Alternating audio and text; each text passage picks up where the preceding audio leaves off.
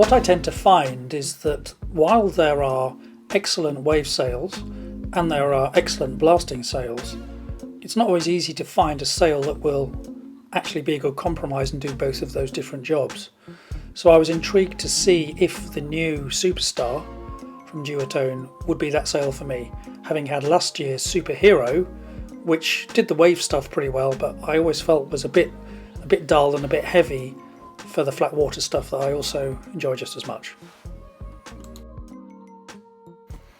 When you use Duotone's useful sail selection matrix on their website, what it suggests is for the use that I was going to give the sail, the Superstar comes out number one. So I felt reassured that it would work.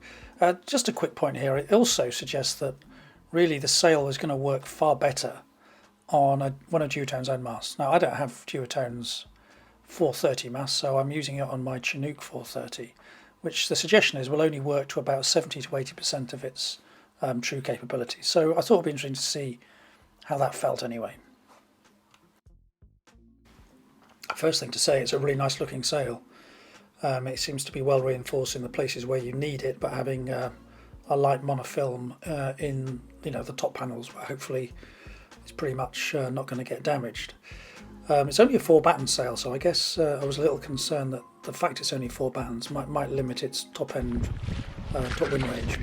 It's set here on a kind of lowish downhaul and actually a small amount of outhaul as well, so it proved pretty powerful in this setup. So away with the test. It's always interesting to see the first time you ever use a sail, will it feel familiar or will it feel very different? The first thing to say really about this sail, it instantly felt extremely familiar. I'd set it up pretty close to the recommended settings, which are always good for Duotone.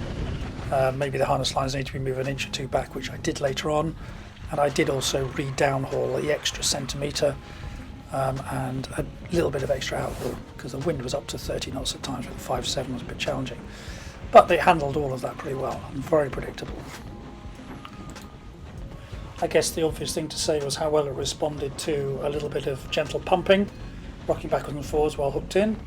Seemed to accelerate the board really nicely, and having read some of the comments about it lifting the board, I definitely felt that it lifted the nose of my quite old now RRD fire move well clear of the water, and able to do some nice little jumps with it as well, but just instantly settled down into really what I considered a nice blasting sort of posture. Coping with the little waves and absorbing the chop quite nicely as well, quite choppy in Port Harbour in these force 5 winds, maybe gusts of force 6.